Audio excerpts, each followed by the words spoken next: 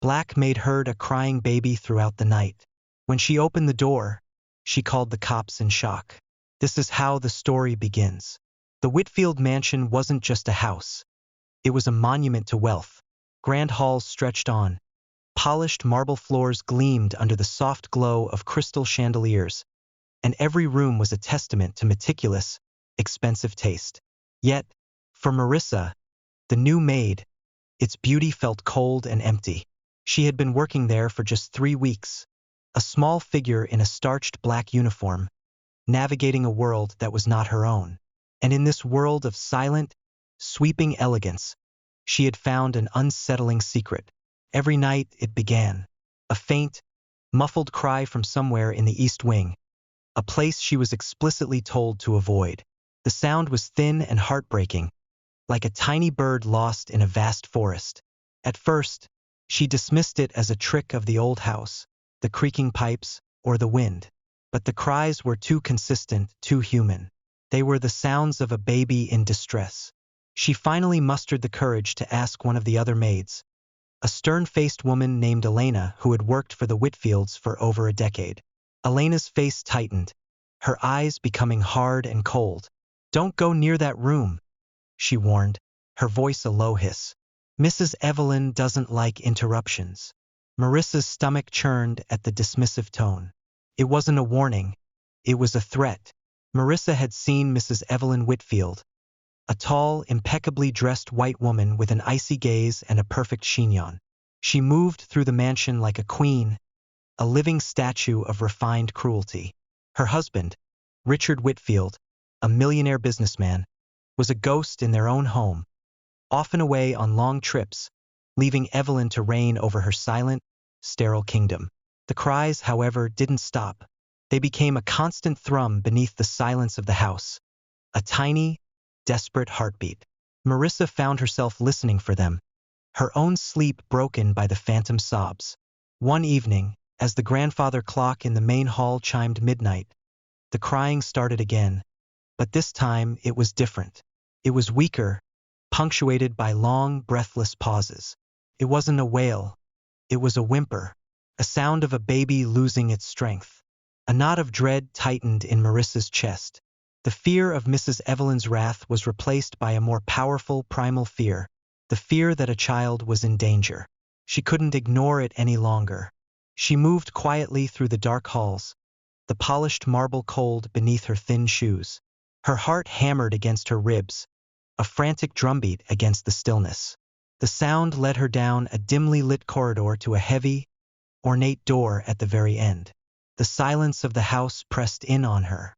The rule about never opening doors without permission, a cardinal sin for a maid, screamed in her mind. But the soft, desperate cry came again, a ghostly plea. With a trembling hand, she reached for the brass knob. It was cold to the touch, a stark contrast to the heat of her own fear. As she turned it slowly, the door swung open with a soft sigh, revealing a room shrouded in shadow. The empty crib and the secret.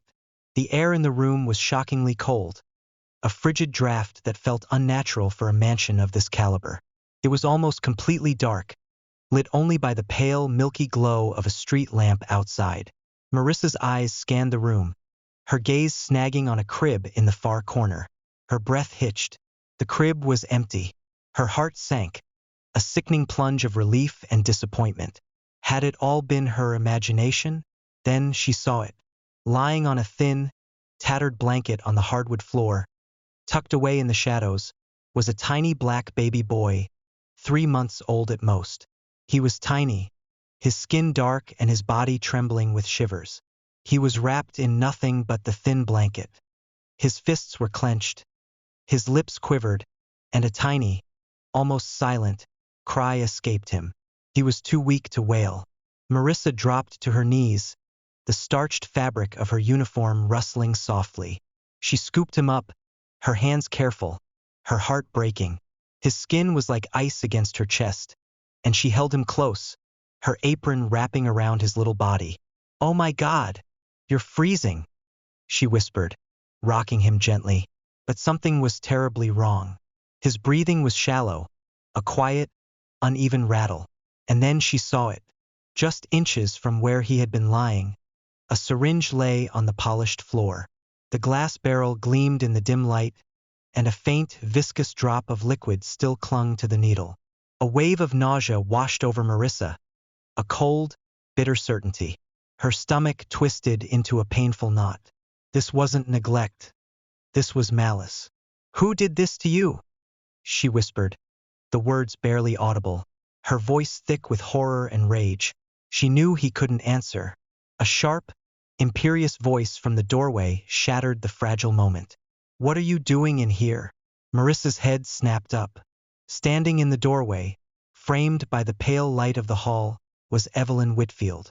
She was wearing a silk robe that hung loose around her body, her hair still perfectly styled despite the late hour. Her face was a mask of cold fury. "I found him like this," Marissa said, holding the baby tighter, her body instinctively shielding him. "He's freezing, and there's—" Evelyn's eyes narrowed, not with concern, but with suspicion. "Put him back and leave," she commanded, her voice low and dangerous. "He needs a doctor," Marissa insisted, her own voice shaking but firm. "Now," I said. "Put him back," Evelyn repeated, her tone sharp as a shard of glass. "He's fine. You're overreacting." "Fine?" Marissa's voice cracked with disbelief. "He's barely breathing." For a long, agonizing moment, they just stared at each other. The air crackled with a tension so thick it felt like it could suffocate them both. Then, Evelyn stepped into the room, her expression hardening into something truly frightening. "If you call anyone, you'll regret it," she said, her voice a whisper of pure venom. Marissa's heart pounded so loud she could hear it echoing in her ears. She had seen enough of the world to recognize a threat, but she had also seen enough to know that she couldn't ignore the weak rise and fall of the baby's chest. The instinct to protect him was stronger than any fear. She pushed past Evelyn, her mind a whirlwind of fear and purpose. The baby whimpered softly, a sound that sliced through her like a knife. Her footsteps echoed on the marble as she hurried toward the grand foyer. Every second felt like an hour. The weight of the tiny body in her arms was a terrifying responsibility. She had to act now. If she didn't, there might not be a later. Her eyes landed on the antique landline telephone on a side table. Her fingers trembled as she reached for it. Evelyn's voice, low and threatening, echoed from the hall behind her. "Marissa, stop." Marissa lifted the receiver, her pulse thudding in her throat. She knew the next word she spoke could change everything. The silence stretched between them, a fragile, snapping thread. And just as she began to dial, a shadow moved in the doorway of the foyer. Evelyn stepped fully into the light, and Marissa's breath caught in her throat. Evelyn was holding another syringe. The glass barrel gleamed under the chandelier, a faint trace of cloudy liquid sloshing inside. "What is that?" Marissa's voice was a whisper of horrified disbelief. Evelyn's voice was eerily calm, as if she were talking about a household chore. "Something to keep him quiet. You have no idea how much trouble he's been. Richard's away for weeks, and I'm left here with this." Her gaze flicked to the child in Marissa's arms as if he were a broken toy, not a human being. "That's not something you give a baby," Marissa said, her voice trembling but now filled with a fierce determination. "It's just a sedative," Evelyn said with a dismissive wave of her hand. "I only use it when he won't stop crying. It works wonders. Hours of peace." Marissa's stomach turned. "Peace? You're shutting down his body. That's why he's barely breathing." Evelyn's smile was a cruel, thin line. It didn't reach her eyes. "Do you have any idea what sleepless nights do to a woman's face? To her health? And besides," her tone sharpened, "he's not even mine. Richard adopted him out of some guilt for a charity project months ago. Why should I suffer for someone else's mistake?" Those words hit Marissa like a physical blow. She saw red. "He's a baby, Evelyn," she said, her voice shaking with righteous fury. "Not your property to drug." Evelyn's expression hardened. "Give him to me now or you'll regret it." Marissa stepped back, the phone still clutched in her hand. I already regret working here. She dialed 3 numbers, her thumb steady despite her racing heart. The phone rang, and a calm, clear voice answered. 911. What's your emergency? There's a baby in danger, Marissa said quickly, her voice sharp and urgent. 3 months old, possible poisoning. Whitfield Mansion, East Wing. Please hurry. Evelyn lunged forward, but Marissa turned, shielding the infant with her body. The operator's voice stayed calm as Marissa repeated the address. Her eyes locked on Evelyn's furious face. You just destroyed your life, Evelyn hissed through clenched teeth. Minutes later, the wail of sirens cut through the tense silence of the night. Evelyn tried to compose herself, setting the syringe on a nearby table as if it were a simple vase. But when the front door burst open, police officers and paramedics swept inside with a purpose. Marissa handed the baby to a paramedic, her hands lingering on his warm, tiny body until she was sure he was in safe arms. The paramedic checked his vitals, his expression grim, and then gave a sharp look to the officers. His breathing is shallow, the medic said, his voice clipped and professional. Whatever was in that syringe was strong. Another dose, and we'd be calling the coroner. An officer carefully retrieved the syringes, sealing them in evidence bags. Ma'am, he said, turning to Evelyn, who was now a pale, trembling shadow of her former self. You're under arrest for child endangerment and possession of a controlled substance. Evelyn's face drained of color. You can't do this. Richard will. He'll thank us, the officer finished, cutting her off. He led her toward the door, her hands cuffed behind her back. The medic turned to Marissa, a kind smile on his face. You saved his life tonight, he said. Marissa exhaled shakily, the weight of what had almost happened settling on her shoulders. He didn't deserve to be alone like that. A new dawn for the Whitfield mansion. The baby was taken to the hospital, where tests confirmed the sedative was a veterinary drug, far too strong and dangerous for a human infant. Doctors told Marissa that another dose could have stopped his heart within minutes. When Richard Whitfield returned the next day, he found his wife in custody and his son recovering in a warm hospital crib. The shock and shame on his face were profound. The gratitude in his eyes when he looked at Marissa was a wordless, deep apology for his own blindness. Weeks later, Marissa visited the baby again. His cheeks were rounder, his cries were louder and stronger. They were the healthy, demanding cries of a thriving infant. When he saw her, his tiny hand reached out and wrapped around her finger, his grip surprisingly strong.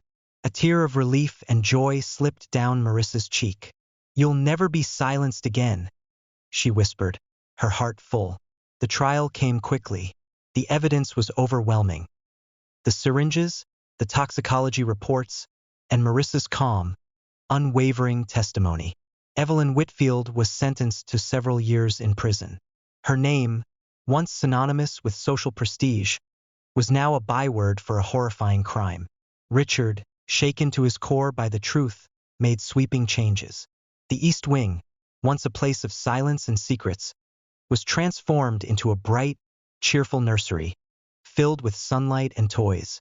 He hired medical specialists and therapists for his son, and, at Marissa's insistence, learned how to care for the boy himself, changing diapers and singing lullabies with a new, clumsy kind of love. Marissa stayed on, not as a maid, but as the boy's full-time caregiver and godmother.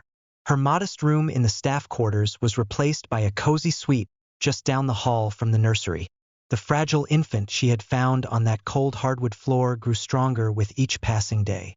His breathing no longer rattled. His tiny laugh became the most treasured sound in the mansion, a joyful anthem echoing through the halls that had once known only tension and quiet despair. Richard often paused in the doorway of the nursery just to watch them. Marissa would be kneeling on the carpet, the boy crawling toward her, his giggles echoing. One warm spring afternoon, Richard invited Marissa to the garden. The air was filled with the scent of blooming roses and the sound of the boy's happy babbling. I used to think wealth was about possessions, Richard said quietly, his gaze fixed on his son. Now I know it's about the people who stand with you when it matters most. You saved my son. You saved me."